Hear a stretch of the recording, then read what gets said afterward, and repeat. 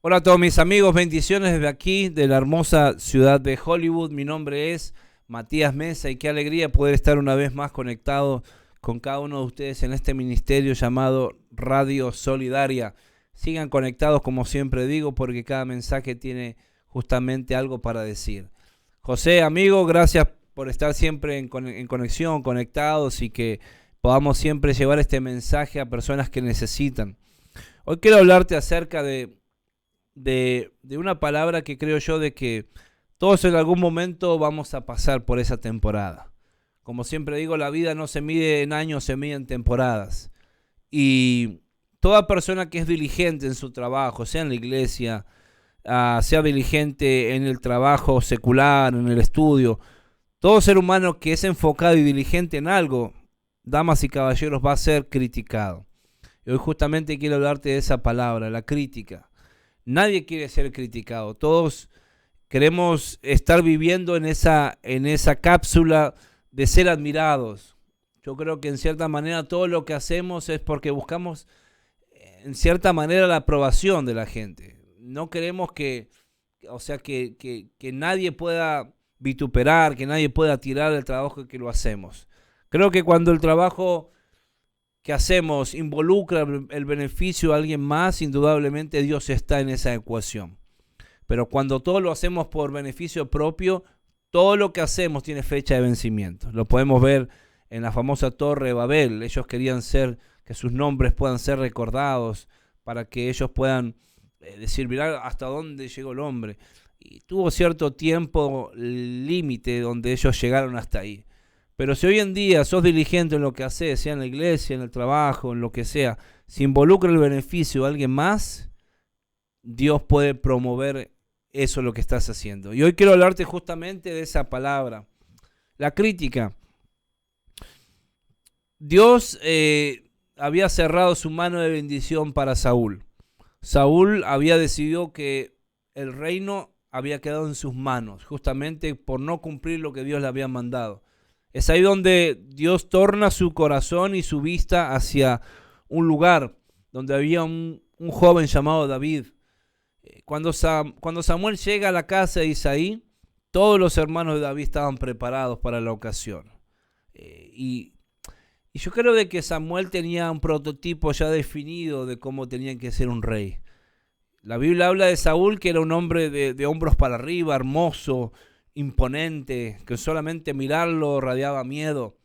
Eso era lo que los pueblos enemigos tenían que mirar, un rey imponente.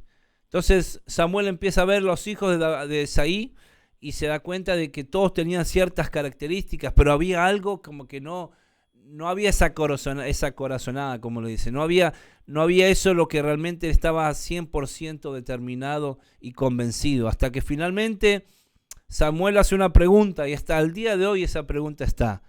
¿No ha quedado ningún joven en tu casa? En otras palabras, no, ¿dónde están los jóvenes?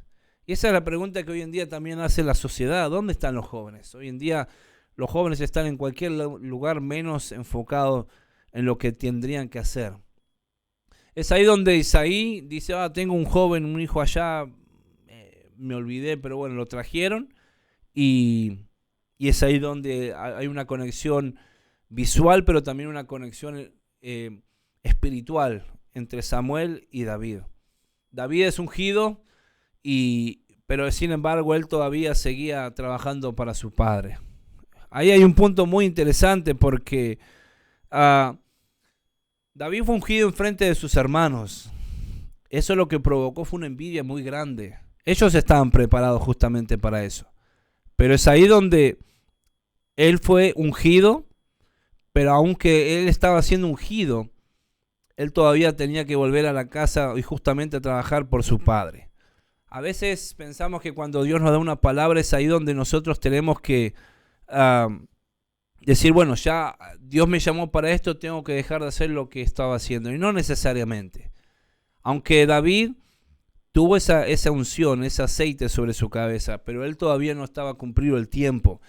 A veces yo tengo cierto, no sé cómo decirle, pero a veces hay gente que viene y te da una palabra. Dios me dice que vas a hacer esto. Y hay mucha gente que que tira palabras, pero muchas veces no te dan el proceso. Dios te va a llevar a las naciones, sí, pero a veces no te explica el proceso. Y hay gente que se enamora de la palabra profética, pero realmente se frustran cuando pasan por ese proceso. Jesús le dijo, pasemos del otro lado, le dijo a los discípulos. Pero en ningún momento Él les dijo el proceso. A veces, ¿por qué? Porque si decimos Dios te va a usar en esto, Dios te va a llevar, pero vas a pasar por esto, te van a dejar solo, te van a criticar, no te van a apoyar, continuamente vas a estar solo. Yo creo que mucha gente tiraría el llamado de Dios. Eso es justamente lo que le pasó a David. David fue ungido, pero aún así todavía siguió trabajando con las ovejas de su padre. Llega el momento donde la batalla se puso al rojo vivo. Había un hombre llamado Goliat, ustedes saben la historia, y Isaí lo llama nuevamente a David y lo envía a llevarle comida a sus hermanos. Imagínate para un joven, en esa época ser joven e ir a la guerra era sinónimo de hombría. Si eras joven y te inscribías en la guerra, soy un hombre, estoy preparado para la guerra. Pero el padre lo envió no necesariamente para pelear, sino para llevar comida a sus hermanos. Imagínate hasta qué punto llegó a golpear la hombría de David. Pero David, aún así, a pesar de todo eso, él fue y cumplió con el deber de su padre. Es ahí donde ustedes saben la historia, se enfrenta con el gigante y de un momento a tener en sus manos comida, ahora de pronto en su mano derecha tenía la cabeza de ese gigante llamado Goliat. O sea, es ahí donde ya la fama de David, de pronto sin redes sociales, comienza a elevarse y a subirse. Y había algo peculiar en David. David era un adorador. El mejor instrumento de un adorador siempre será su corazón. El corazón siempre será el mejor instrumento que un adorador puede ejecutar. Por eso David tenía un corazón conforme al corazón de Dios. En otras palabras, la mejor adoración que David podía darle no son sus letras, no es tocar las 4 cuerdas de un arpa. La mejor adoración venía implicado cómo estaba su corazón. Hasta que finalmente llega delante de Saúl y la Biblia dice que mientras David tocaba, los espíritus de Saúl se apartaban por un momento. Llega el tiempo donde David comienza a tener un éxito y David comienza a tener influencia no solamente con el rey, ahora comienza a tener influencia sobre el pueblo.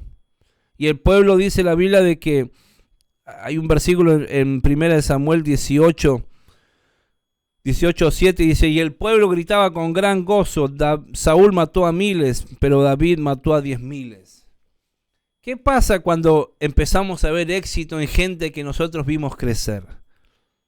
¿Qué pasa en el corazón del ser humano cuando realmente uno tiene cierta reputación, años de iglesia, años de trabajo, años de experiencia en lo que hace, sea en lo que sea, estudio, trabajo, pero de pronto llega un joven y de la noche a la mañana comienza a tener influencia y hasta que lo ponen de arriba tuyo? ¿Cómo se siente el ser humano cuando es desplazado por una generación más joven?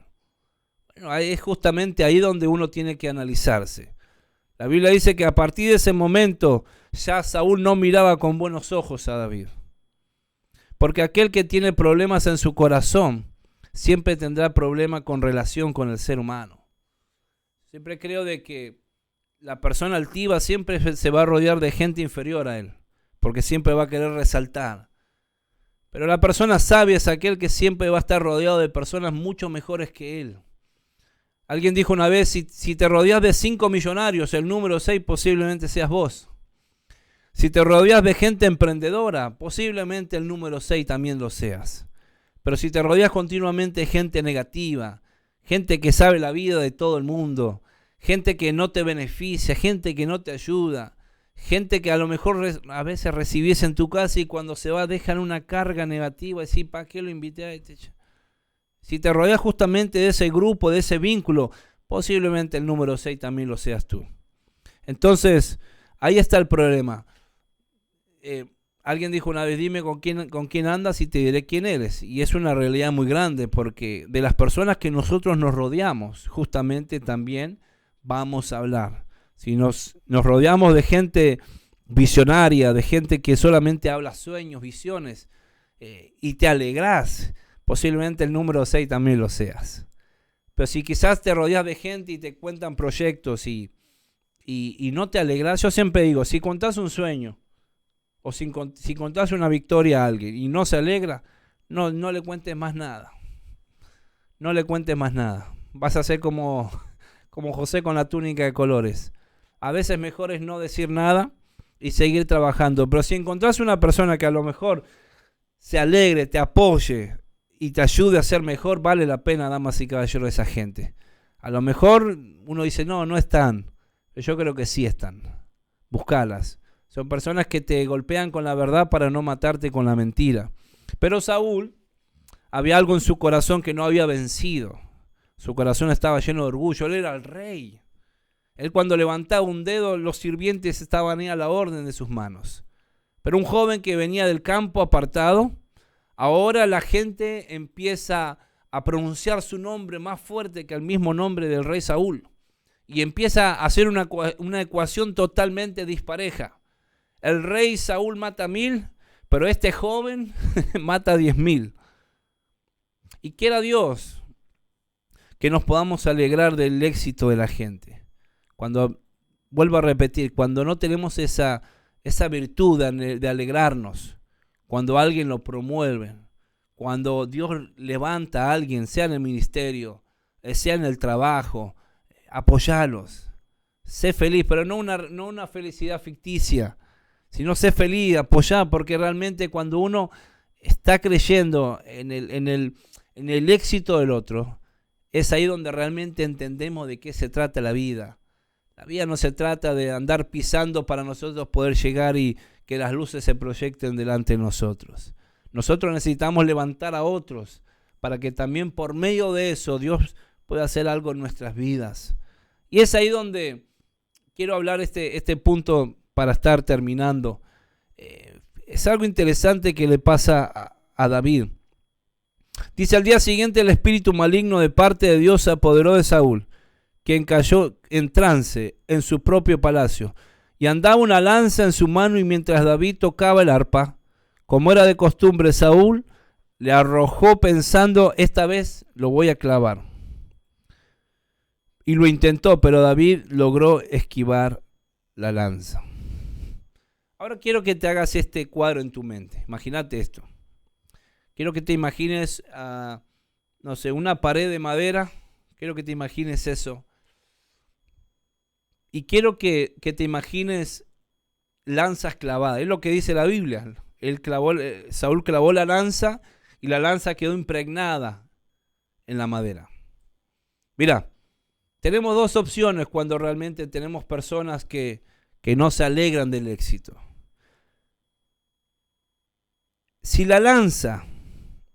miramos atrás de la pared de madera, si la lanza todavía sigue clavada, significa de que nosotros nos apartamos. Pero si miramos para atrás y solamente hay un agujero, significa que nosotros sacamos la lanza y la volvimos a arrojar. ¿Cómo reaccionamos nosotros en momentos cuando a lo mejor no se alegran, hay envidia? Y realmente a veces uno escucha y situaciones, no, que esto, lo otro. ¿Cómo nosotros reaccionamos ante la crítica? Y este es el cuadro que quiero que te imagines. A veces digo, cuando alguien se pelea con una persona y están, viste, escribiendo los mensajes, enojado, siempre digo lo mismo. Cuando termine de escribir, lea el mensaje, bórrelo y comience a escribirlo nuevamente. Se va a dar cuenta que en esos milésimos de segundo puede estar ahorrando una discusión muy grande. Porque hoy en día los problemas más grandes ocurren a través de un texto. Yo digo a veces, ¿por qué no mandan un mensaje? Porque a veces los textos se malentienden. No conocen el humor pesado, no conocen que es un chiste. Y a veces un texto se puede malentender. Entonces, ¿cómo nosotros podemos reaccionar en medio de las críticas? Hoy en día Las redes sociales te han acercado a las celebridades más grandes. Lo que vos antes mirabas en Hollywood, hoy le podés mandar un texto por Instagram. O sea, lo que ha creado las redes sociales es un acercamiento a las celebridades. Pero también, entre toda esa ola, vienen gente que critican, que insultan, que hace, y eso también viene.